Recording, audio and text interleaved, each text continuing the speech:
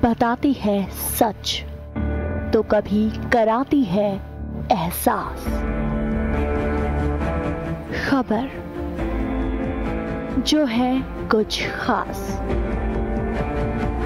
खबर ही तो है जो कभी बनती है राजनीति से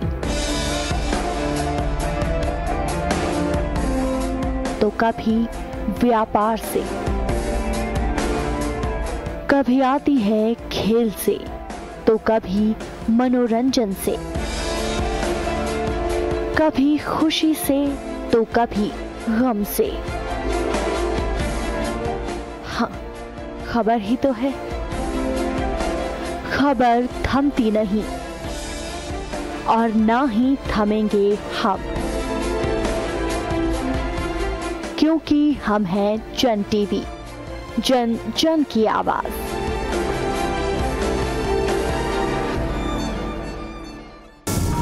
कानून के शिकंजे से बेपरवाह गुनहगार जुर्म करने को फिर से है तैयार।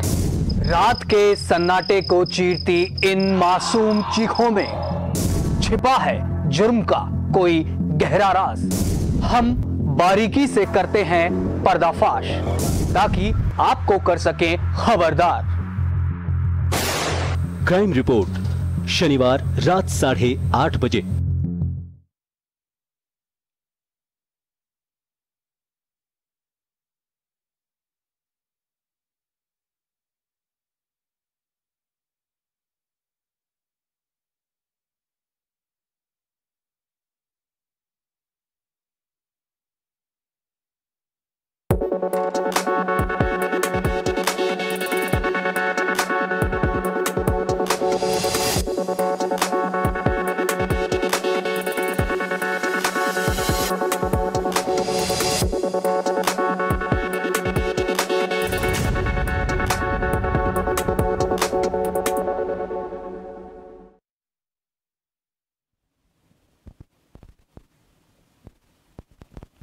नमस्कार, जन उत्तराखंड में आप सभी का स्वागत है। मैं हूं आपके साथ स्फूर्ति सिंह। खबरों की शुरुआत करेंगे, लेकिन उससे पहले एक नजर हेडलाइंस पर।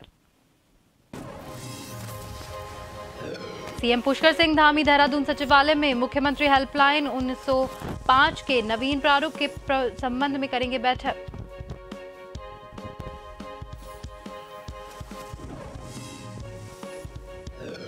गुरुवार को खुलेंगे बद्रीनाथ के कपाट, पावन अवसर के साक्षी बनेंगे हजारों श्रद्धालु। बद्रीनाथ हाईवे पर डामरीकरण का कार्य पूरा, तीर्थयात्रियों को नहीं होगी परेशानी।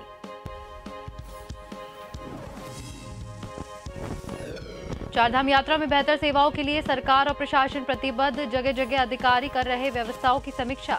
स्वास्थ्य विभाग भी श्रद्धालु के दे रहा बेहतर सेवा।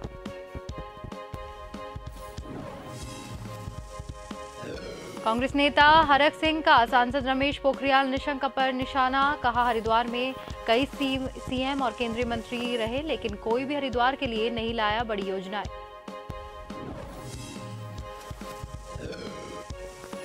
कांग्रेस ने एमडीडीए कार्यप्रणाली को लेकर साधा निशाना। कहा, प्राधिकरण की खराब योजनाओं के चलते देहरादून के खालिस्तान होने का बड़ा कारण।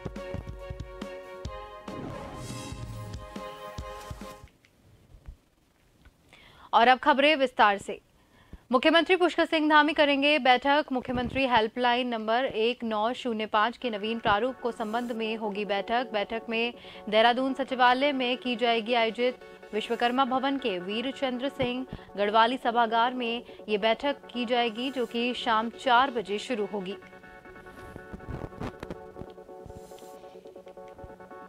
मुख्यमंत्री पुष्कर सिंह धामी करेंगे बैठक। शाम 4 बजे ये बैठक होगी। मुख्यमंत्री पुष्कर सिंह धामी बैठक लेंगे।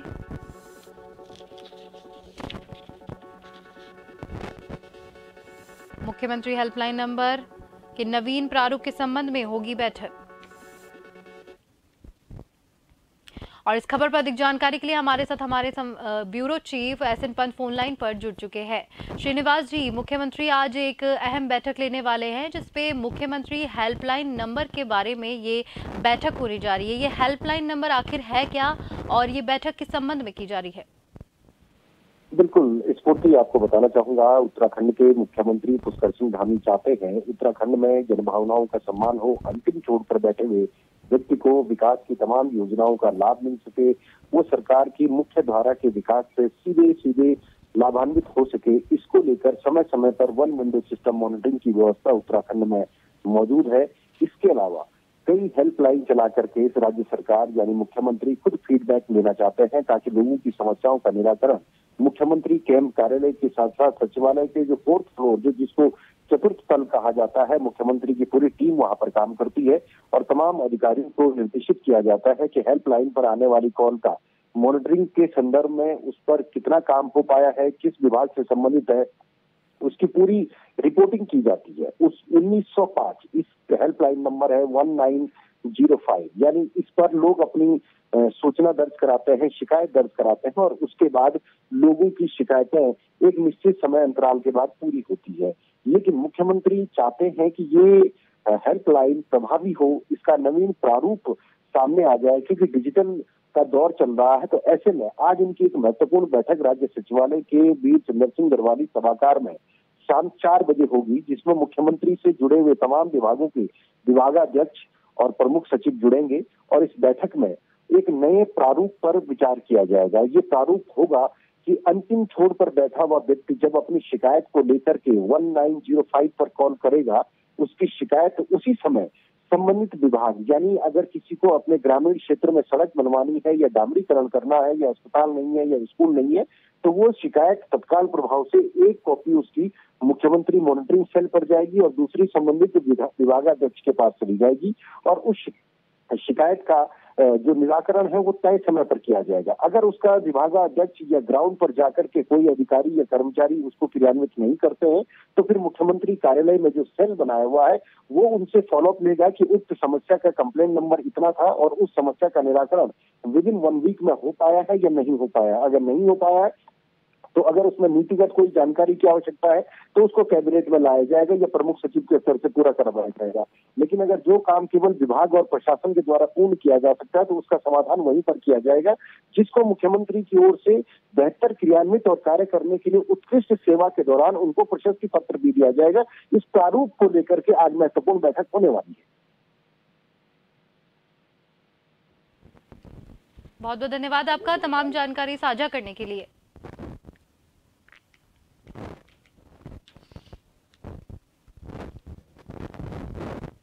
चमोली में कल सुबह भगवान बद्री विशाल धाम के कपाट खोले जाएंगे। ऐसे में जोशीमठ में इसकी तैयारियां जोरों पर है। जानकारी के मुताबिक उस दिन बद्री विशाल धाम में हजारों की तादाद में देश और विदेश के तीर्थयात्री नारायण धाम में मौजूद रहेंगे।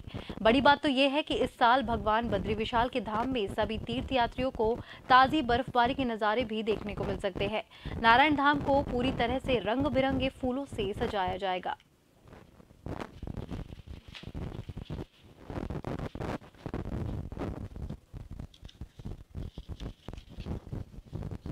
गुरुवार को खुलेंगे बद्रीनाथ के धाम और धाम को रंग बिरंगे फूलों से सजाया जाएगा। पावन अवसर के साक्षी बनेंगे हजारों श्रद्धालु। चमोली में कल सुबह भगवान बद्री विशाल धाम के कपाट खोले जाएंगे। ऐसे में जोशीमठ में इसकी तैयारियां जोरों पर है।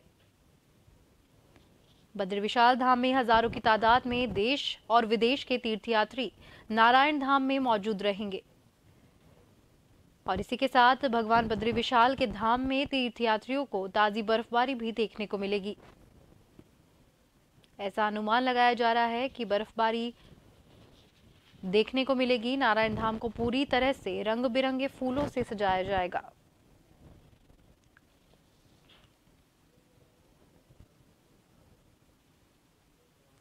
कल सुबह भगवान बद्री विशाल धाम के कपाट खोले जाएंगे। ऐसे में जोशीमठ में इसकी तैयारियां जोरों पर है।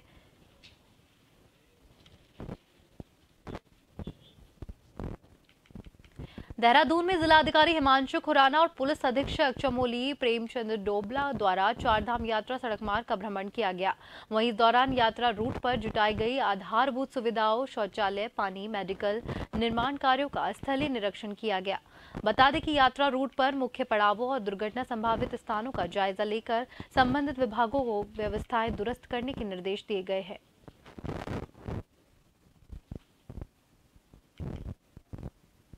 हमने चमोली से कमेड़ा तक हमने जो नेशनल हाईवे है, यात्रा मार्ग है बद्रीनाथ हाईवे का, तो उसका हमने भौतिक निरीक्षण किया है। और कई कई जगह पर ऐसे पॉइंट्स हैं जहाँ पर जैसे मलबा सफाई है या निर्माण कार्य अभी गतिमान है, कोई पुल का कार्य गतिमान है, तो उनको जल्द से जल्द निर्माण कार्य पूर्ण करने के निर्देश दिए हैं। साथ ही साथ पेयजल की व्यवस्था है, वाटर ATM स्टैंड पोस्ट लगे हैं, उसमें पेयजल की व्यवस्था सुचारू हो। और जो सार्वजनिक शौचालय स्थापित किए गए हैं रास्ते में, तो उसमें पानी, बिजली, ये व्यवस्था सुचारू हो, साफ़ सफाई हो। और नगर पालिका, नगर परिषद द्वारा जो साफ़ सफाई की व्यवस्था है वो भी ठीक तरीके से की जाए, यात्रा को देखते हुए अरेंजमेंट सही से हो। इसलिए जो मेन पॉइंट हैं जहाँ पर हमारा वन वे सिस्टम लागू होना है और जहाँ पर डाइवर्जन होना है वहाँ पर भी निर्माण लगाई जा चुकी है। बद्रीनाथ धाम में जो यात्रा को सफल करने के लिए फोर्स पर्याप्त रूप से दिया गया। उत्तराखंड में चार धाम यात्रा शुरू होने के साथ ही स्वास्थ्य विभाग ने श्रद्धालुओं को बेहतर सेवा देने के लिए अपनी तैयारियां कर ली है। डॉक्टर्स और मेडिकल स्टाफ की यात्रा मार्ग में तैनाती के साथ साथ हेल्थ ATM भी लगाए गए हैं, जिनकी मदद से श्रद्धालु अपने पल्स, BP, ECG और ऑक्सीजन लेवल को आसानी से चेक कर सकते हैं। इन हेल्थ ATM से एक दिन में 70 से ज्यादा टेस्ट किए जा सकते हैं, जबकि केदारनाथ रूट पर केयर टेस्टिंग डिवाइस के पॉइंट बनाए गए हैं, जिसमें एक दिन में 28 टेस्ट किए जा सकते हैं। इसके अलावा स्वास्थ्य विभाग ने यात्रियों की स्क्रीनिंग के लिए 7 जगह पर 50 स्क्रीनिंग पॉइंट भी बनाए हैं।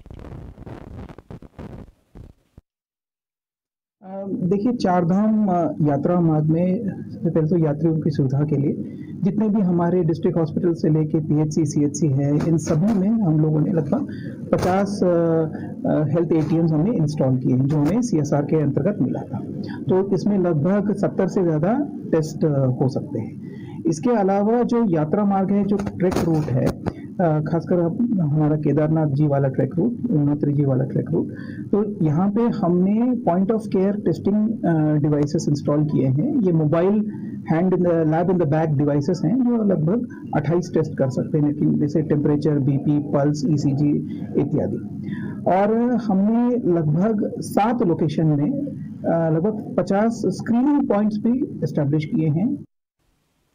और इस खबर पर अधिक जानकारी देने के लिए हमारे साथ हमारे संवाददाता हिमांशु फोन लाइन पर जुड़ चुके हैं। हिमांशु, उत्तराखंड में चारधाम यात्रा के साथ ही जो स्वास्थ्य महकमा है वो भी अलर्ट दिखाई दे रहा है, उसके लिए क्या कुछ कार्य किए जा रहे हैं? निश्चित रूप से आपको बताना चाहता हूं कि चारधाम यात्रा के तहत स्वास्थ्य विभाग चुस्त और दुरुस्त दिख रहा है और अलर्ट मोड पर है, क्योंकि चारधाम यात्रा की बात की जाए तो चारधाम यात्रा में देश विदेश से श्रद्धालु आते हैं, अन्य राज्यों से श्रद्धालु आते हैं। तो ऐसे में कहीं ना कहीं सरकार को कोविड की चिंता भी है कि दूसरे राज्यों से आने वाले जो यात्री हैं उनके कारण राज्य में कोविड न फैले, तो इसको लेकर भी राज्य सरकार अलर्ट मोड पर है और कोविड के लिए गाइडलाइन जारी की गई है जो चारधाम यात्रा पर। साथ ही साथ जो स्वास्थ्य मंत्री, उनका साफ कहना है कि अगर केंद्र सरकार द्वारा अलग से SOP भी जारी करने के निर्देश दिए जाते हैं तो वो निर्देश भी मान्य होंगे और अलग से SOP भी जारी की जाएगी। और लगातार स्वास्थ्य विभाग की बात की जाए तो स्वास्थ्य विभाग के कुछ जो स्वास्थ्य सचिव हैं वो लगातार चारधाम यात्रा के ऑन द स्पॉट निरीक्षण कर रहे हैं और खुद केदारनाथ भी गए, गंगोत्री भी गए, यमुनोत्री भी गए और बद्रीनाथ भी वो आ चुके हैं। इसी के साथ साथ सभी जिलाधिकारियों को निर्देश भी दिए गए थे और जितने भी जिला चिकित्सा अधिकारी हैं उन्हें भी निर्देश दिए गए थे कि चारधाम यात्रा में वो औचक निरीक्षण करें और लगातार निरीक्षण कर भी रहे हैं, क्योंकि कहीं ये ना हो कि दवाइयों की सप्लाई कम पड़े या किसी चीज में कमी हो। इसके लिए पहले भी मॉक ड्रिल की जा चुकी है, स्वास्थ्य विभाग द्वारा भी मॉक ड्रिल की जा चुकी है। पूरी तरीके से देखा जाए तो चारधाम यात्रा में इस बार स्वास्थ्य सुविधा को लेकर उत्तराखंड सरकार, धामी सरकार गंभीर नजर आई है, क्योंकि पिछली बार मौत के जो आंकड़े थे वो एकदम से बड़े थे और इस वक्त धामी सरकार नहीं चाहती है कि स्वास्थ्य सुविधाओं में कोई कोताही बरती जाए। इसके तहत ही लगातार चाहे पुष्कर सिंह धामी की बात की जाए, चाहे चीफ सेक्रेटरी की बात की जाए, तो वो यहाँ पर लगातार समीक्षा बैठकें कर रहे थे और इसी के साथ साथ जो स्वास्थ्य सचिव हैं वो लगातार निर्देशित कर रहे थे सभी जिले के जिलाधिकारियों को, जिला चिकित्सा अधिकारियों को कि किस तरीके से चारधाम यात्रा रूट पर स्वास्थ्य विभाग की एक मैप जमीन पर होना चाहिए कि किस तरीके से स्वास्थ्य विभाग को काम करना चाहिए। और खुद उन्होंने जाके औचक निरीक्षण किया और लगातार जितने भी जो स्वास्थ्य सुविधाएं हैं उनको बढ़ावा यहाँ पर दिया गया और धामी सरकार की ये पहल धरातल पर भी नजर आ रही है। जी हिमांशु, बहुत बहुत धन्यवाद आपका तमाम जानकारी हमसे साझा करने के लिए।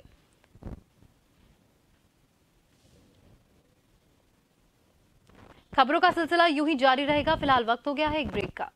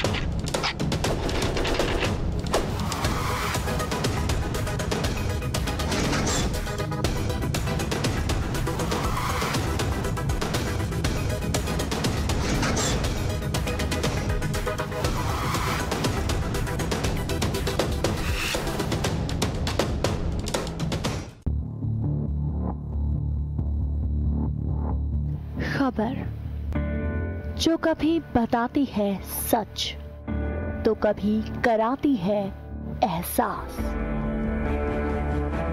खबर जो है कुछ खास।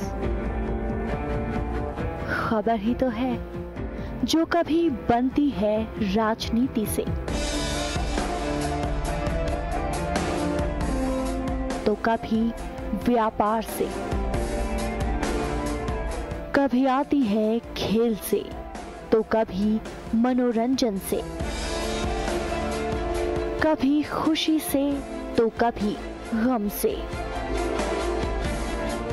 हाँ, खबर ही तो है। खबर थमती नहीं और ना ही थमेंगे हम, क्योंकि हम हैं जन टीवी, जन जन की आवाज।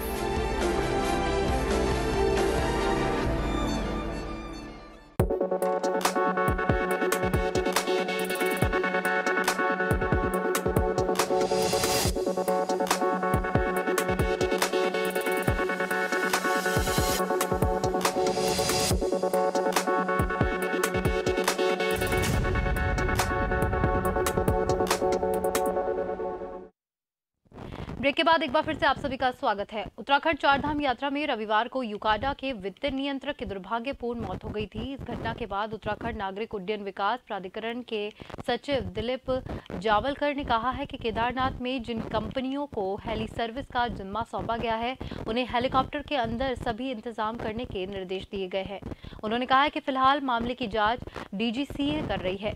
इसी वजह से निजी कंपनियों को अभी भारत सरकार से हेली सर्विस शुरू करने की मंजूरी नहीं दी गई है, जबकि इस कंपनी से टिकट कराने वाले श्रद्धालुओं को अन्य कंपनियों के सहयोग से दर्शन कराने के निर्देश भी दिए गए हैं।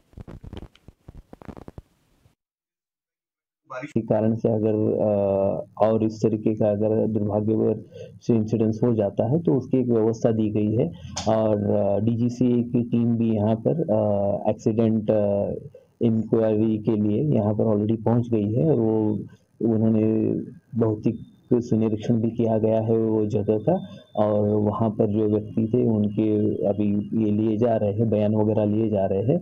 उसके भी जो भी अंतिम निष्कर्ष पर से आएंगे उसके हिसाब से कंपनियों पे अगर कोई जिम्मेदारी है तो वो बनेगी, उस तरीके से किए जाएंगे। यूकाडा के लिए अगर कोई उसमें गाइडलाइंस मिलती है या कोई गाइडेंस मिल जाता है तो वो हम लोग तत्परता से पूर्ण करेंगे।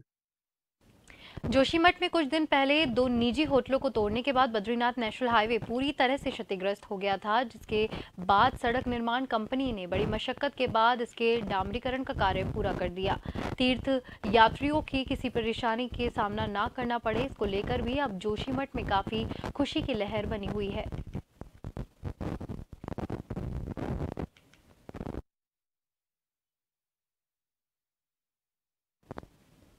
हरिद्वार से लोकसभा चुनाव लड़ने की इच्छा जता चुके कांग्रेस के दिग्गज नेता हरक सिंह ने नाम ना लेते हुए सांसद रमेश पोखरियाल निशंक पर निशाना साधा।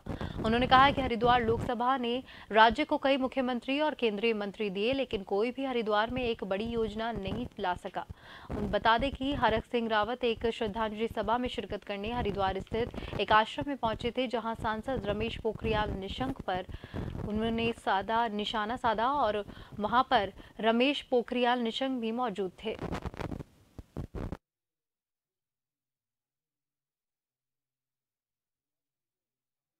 मुझको आप बता दीजिएगा कोई बड़ी योजना,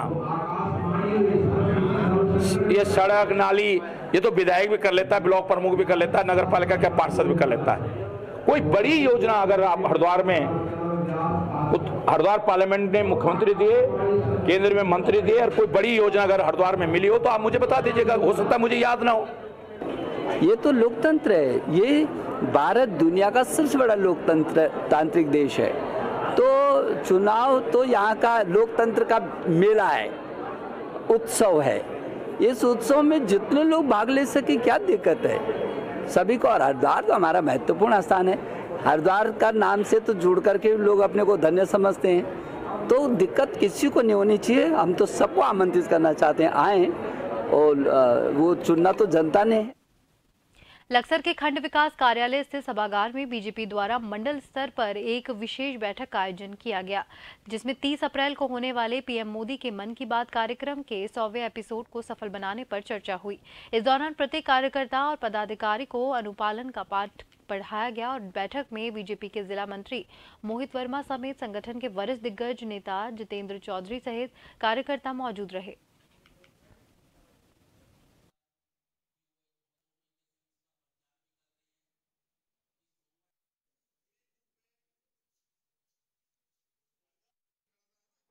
इस बार का जो हमारा 100वां एपिसोड है ये बड़ा महत्वपूर्ण है।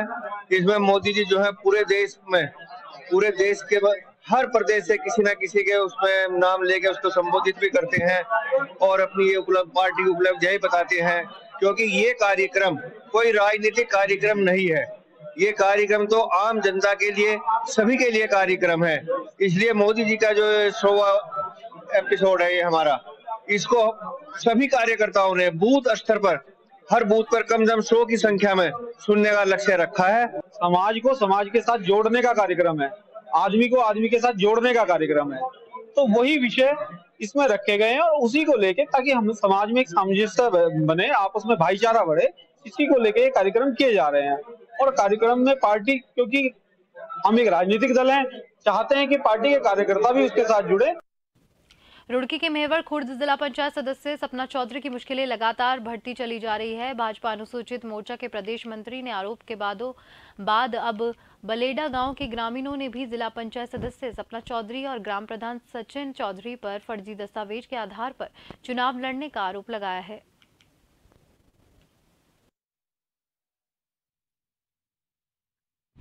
जिला पंचायत सदस्य अगर गलत पाए जाते हैं, उसके प्रमाण पत्र गलत पाए जाते हैं, तो उसे कड़ी से कड़ी सजा मिलनी चाहिए।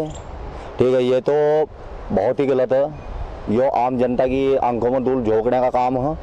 ठीक, प्रधान ने बहुत गलत करा है, वीडियो ने बहुत गलत करा है, तहसीलदार भी अगर इसमें इन्वॉल्व हो, जितने भी इसमें अधिकारी भी इन्वॉल्व हो, तो उन पर भी कार्रवाई होनी चाहिए। हमारे गाँव बेलडा का निवासी हो चुके, तो इसने 15 साल से बेलडा में निवासरत दिखाया अपने आप को, जबकि यहाँ नहीं रहती, और जो इसका मूल निवास है, जाति प्रमाण पत्र, वो एक तरह से फर्जी है पूरे, और ये फर्जी प्रपत्र लगा कर ही ये चुनाव जीतती है।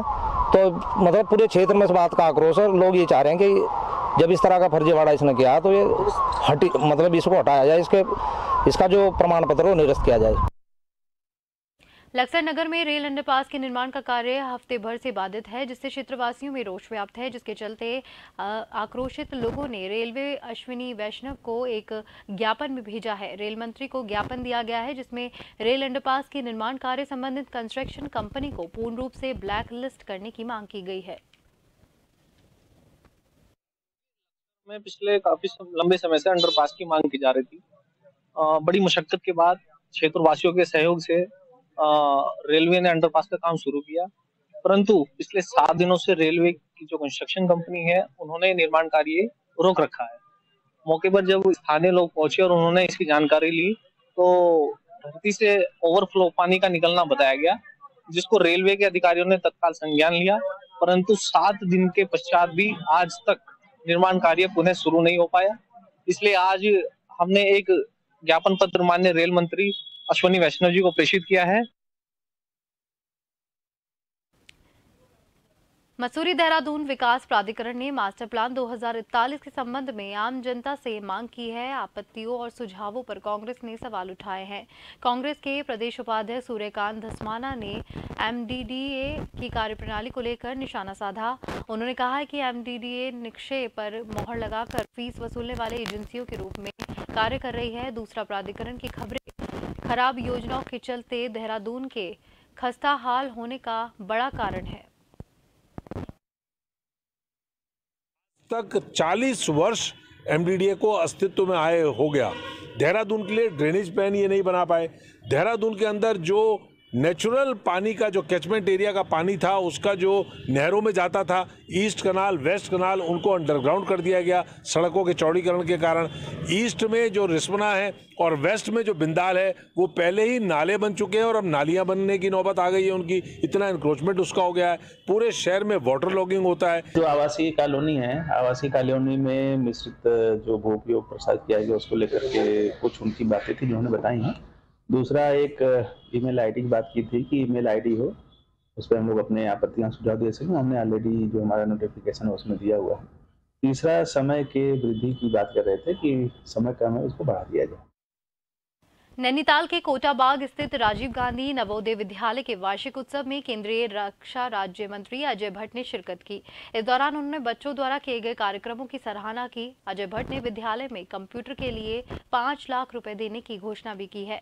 इसी के साथ विद्यालय में उत्कृष्ट प्रदर्शन करने वाले विद्यार्थियों को मंत्री अजय भट्ट ने सम्मानित किया। विद्यालय बहुत अच्छा काम कर रहे हैं। हमारे भविष्य के मर्यादित नागरिकों को यहाँ पर एजुकेट करके देश को समर्पित कर रहे हैं। आज जो हमारे विद्यार्थी हैं, विद्याध्ययन कर रहे हैं, वो कल के लिए हमारे भारत के फ्यूचर है, हमारा भविष्य है। इसलिए उनके लिए जो भी किया जाए वो कम है। आज आपने देखा यहाँ पर सांसद खेल प्रतिस्पर्धा भी नवोदय विद्यालय में की गई। और आखिर में एक नजर डालेंगे हेडलाइंस पर। सीएम पुष्कर सिंह धामी देहरादून सचिवालय में मुख्यमंत्री हेल्पलाइन के नवीन प्रारूप के संबंध में करेंगे बैठक।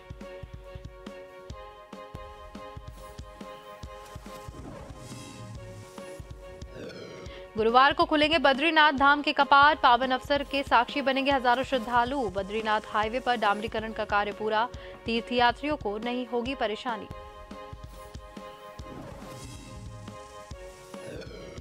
चारधाम यात्रा में बेहतर सेवाओं के लिए सरकार और प्रशासन प्रतिबद्ध। जगह जगह अधिकारी कर रहे व्यवस्थाओं की समीक्षा।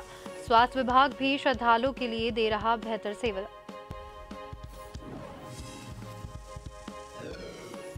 कांग्रेस नेता हरक सिंह का सांसद रमेश पोखरियाल निशंक पर निशाना। कहा, हरिद्वार में कई सीएम और केंद्रीय मंत्री दिए, लेकिन कोई भी हरिद्वार के लिए नहीं लाया बड़ी योजनाएं। और कांग्रेस में एमडीडीए की कार्यप्रणाली को लेकर साधा निशाना। कहा, प्राधिकरण की खराब योजनाओं के चलते देहरादून के खस्ता हाल होने का बड़ा कारण।